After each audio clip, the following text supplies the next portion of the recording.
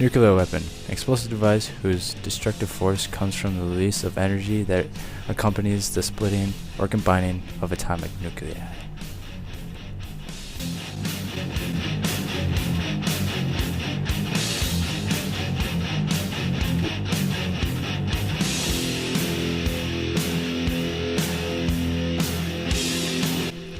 The nuclear weapons age began on the 16th of July 1945 when the United States exploded the first nuclear bomb, codenamed Trinity, in New Mexico. If all the nuclear weapons in the world were used, then all of humanity would most likely be destroyed. This is for several reasons. Firstly, most major cities would be destroyed by incoming warheads. However, this would leave some areas untouched. These areas would most likely be reached by radioactive fallout blown by the wind.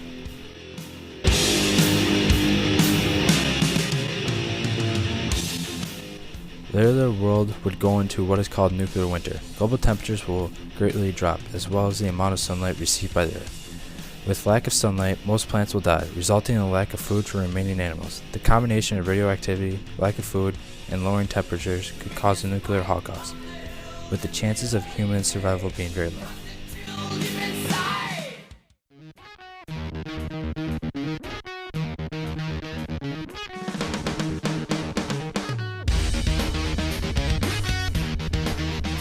The most powerful nuclear weapon in the world is the Tsar bomb.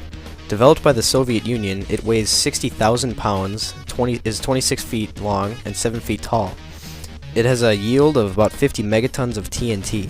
1 megaton is about 1,000,000 tons, or 2 billion pounds. So this bomb was the equivalent of about 100 billion pounds of TNT. To put this in perspective for you, this bomb is 1,400 times more powerful than both the bombs dropped at Hiroshima and Nagasaki. One Tsar bomb is the equivalent of about 1.4% of the sun's energy, so if you had 100 of them, you would have the energy of the sun. The total number of nuclear warheads built between 1945 and 1990 are more than 70,000, with over 65 types. There are over 10,600 in use right now, and over 95% of them are owned by the United States and Russia. Since the dawn of the nuclear age, the United States has been engaged in an ongoing debate internally, with its allies and the international community, about its nuclear strategy. This has included vigorous discussion and analysis of the types of weapons that should be built and deployed, the characteristics of delivery vehicles for them, targets to which these weapons should be assigned, the alert statute of forces, and the relationship between how the weapons might be used, and what senior government officials should say about their use. The debate has addressed our allies and examined the relationship of the U.S. nuclear force posture to U.S. goals.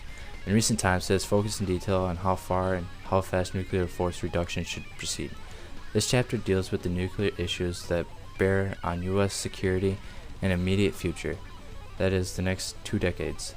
This discussion of political issues that could shape the nuclear policy and offer the specific chapters on regional security.